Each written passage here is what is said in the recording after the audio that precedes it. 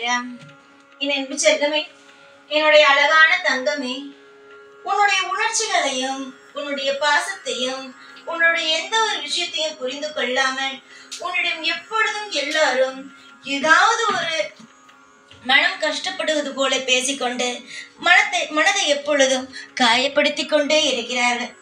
இதை நீ பார்க்கும் பொழுது உனக்கு தோன்றும் ஒரே ஒரு விஷயம் என்னன்னா, நம்ம வாழ்க்கையில இதுவரைக்கும் நம்மளை புரிஞ்சுக்கிட்டு இது நீ செய்யறியே அப்படின்னு பாராட்ட ஆள் இல்லை. ஆனா நீ இது ஏன் செஞ்ச, எதுக்கு செஞ்சேன்னு கேட்டு நச்சரிச்சு நம்ம வாழ்க்கையில நம்ம எதுக்குடா இந்த மாதிரி விஷயத்தெல்லாம் செஞ்சோம் அப்படிங்கிற ஒரு ஏக்கத்தை கொடுக்கத்தான் ஆள் இருக்காங்க அப்படிங்கறத நீ தெரிஞ்சுக்கிட்ட. முக்கியமா உன்னை யாருமே ஒரு உயிருள்ள ஒரு பொருள்னு கூட நினைக்கல. அதாவது ஒரு மிருகத்துக்கு கூட மதிப்பு தராங்க.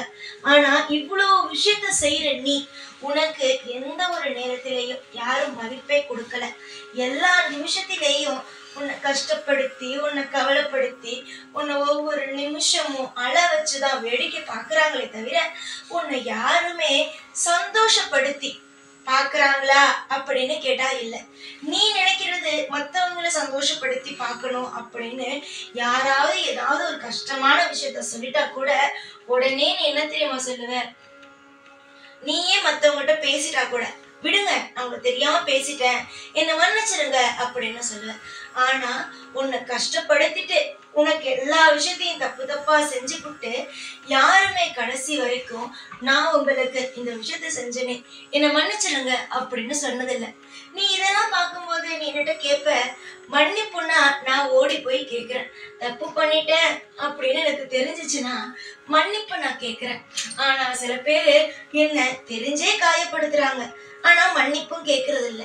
ஒரு பொருளா கூட என்ன பாக்குறது இல்ல. ஒரு பொருளுக்கோ இல்ல ஒரு உயிரினங்களுக்கு, ஒரு மிருகத்துக்கு கொடுக்கிற ஒரு மதிப்பு கூட எனக்கு தரதில்ல அப்படின்னு நினைச்சு நீ கவலைப்படுற. அம்மா, நீ கவலைப்படுறதெல்லாம் இருக்கட்டும். உன் வாழ்க்கையில இது வரைக்கும் நீ என்னென்ன மாதிரியான கவலையெல்லாம் பட்டியோ எல்லாத்துக்கும் கூடிய சீக்கிரமாவே நீ நிச்சயமா, அதாவது எவ்வளவு சீக்கிரமா உன்னுடைய வாழ்க்கையில நான் சந்தோஷத்தை கொடுக்க முடியுமோ, எவ்வளவு சீக்கிரம் உன்னுடைய வாழ்க்கையில நான் அற்புதத்தை கொடுக்க முடியுமோ அவ்வளவு சீக்கிரம் எல்லாத்தையும் தரேன். இதுவரைக்கும் நீ பார்த்த பிரச்சனை, நீ இதுவரைக்கும் கேட்ட பிரச்சனை எல்லாமே உனக்கு எதிராவே இருந்திருக்கு. அதாவது எதுவுமே நல்லது நடக்காம எல்லாமே கெட்டது நடந்துட்டு, யாரும் மதிக்காம எல்லாரும் பிரச்சனை பண்ணிக்கிட்டு இப்படியே உனக்கு நடந்திருக்கு. ஆனா இதுக்கு மேல எந்த ஒரு நேரத்திலையும் உன்னுடைய வாழ்க்கையில பிரச்சனை அப்படிங்கிற ஒண்ணு வராது. பிரச்சனை இல்லாம சந்தோஷமா உன் வாழ்க்கைய நீ வாழதான் போற. இது வரைக்கும் உன்னை சில பேர் மதிக்காம இருந்திருக்கலாம், உன்னை கஷ்டப்படுத்தி இருக்கலாம், உன்னை ஒரு ஒரு பெண், ஒரு குழந்தை அப்படின்னு பார்க்காம காயப்படுத்தி இருக்கலாம்.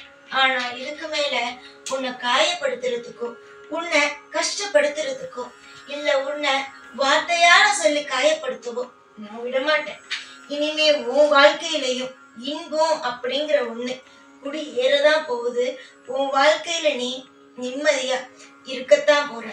இதுவரைக்கும் நீ தோல்விய பார்த்திருக்கலாம், இதுவரைக்கும் கஷ்டம் அப்படிங்கிற ஒண்ணு பார்த்திருக்கலாம்.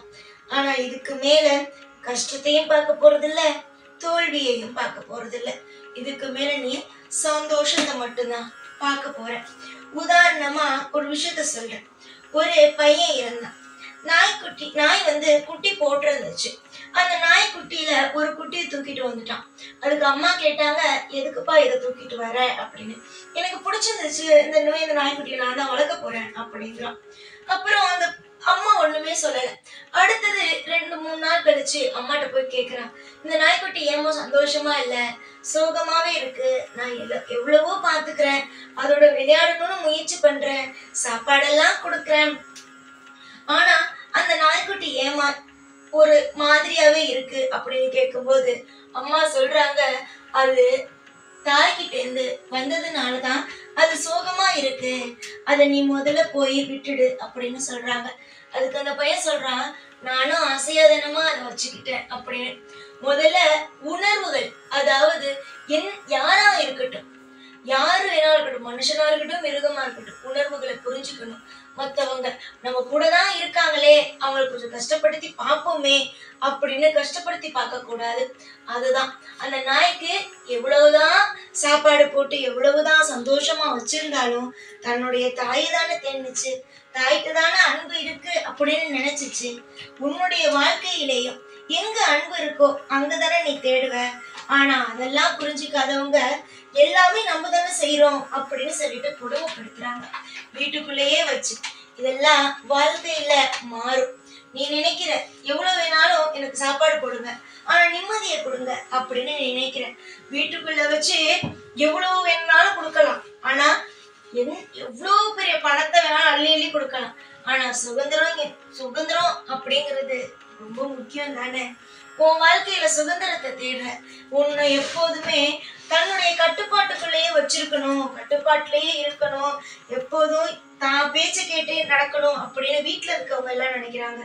ஆனா நான் முடிவெடுத்துட்டேன், இதுக்கு மேல இந்த அழகான ஒரு கிளி மாதிரி இருக்கிற பிள்ளைய, அழகான ஒரு மனதை கொண்ட ஒரு பிள்ளைய நம்ம இதுக்கு மேல அடைச்சு வைக்க கூடாது. எப்பயுமே நான் சொல்லுவேன், கிளியெல்லாம் அடைச்சு வைக்க கூடாதுன்னு. அந்த கிளி எவ்வளவு கஷ்டப்படும், அதுக்கு ரெக்கைகளை கொடுத்துருக்க. ஆனா சில பேர் அதை கூண்டுக்குள்ள போட்டு அடைச்சு போட்டுதான் வேடிக்கை பாக்குறாங்க. எப்பயுமே கிளிகளை மட்டும் கூண்டுக்குள்ள அடைச்சு போட்டு வேடிக்கை பார்க்கவே கூடாது. அது மிகப்பெரிய ஒரு பாவமா இருக்கும். இந்த ஜென்மத்துல கிளிகளை கூண்டுக்குள்ள போட்டு அடைச்சு வைக்கிறது அடுத்த ஜென்மத்துல தனக்கு ஒரு சுதந்திரம் இல்லாத வாழ்க்கைய அமைச்சுக்கிறாங்க. அப்படியே மாறுது.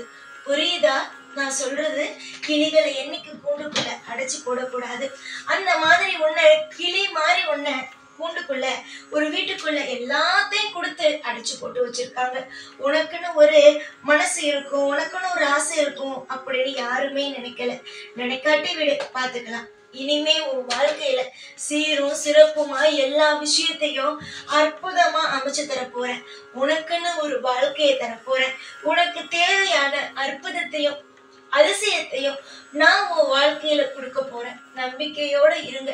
எதுக்காக நீங்க என்னை தேடி வந்தீங்களோ, எதுக்காக உங்களுடைய வாழ்க்கையில நீங்க இருக்காரு அப்படின்னு நம்பி வந்தீங்களோ அதெல்லாம் உங்களுக்கு நடக்கும்.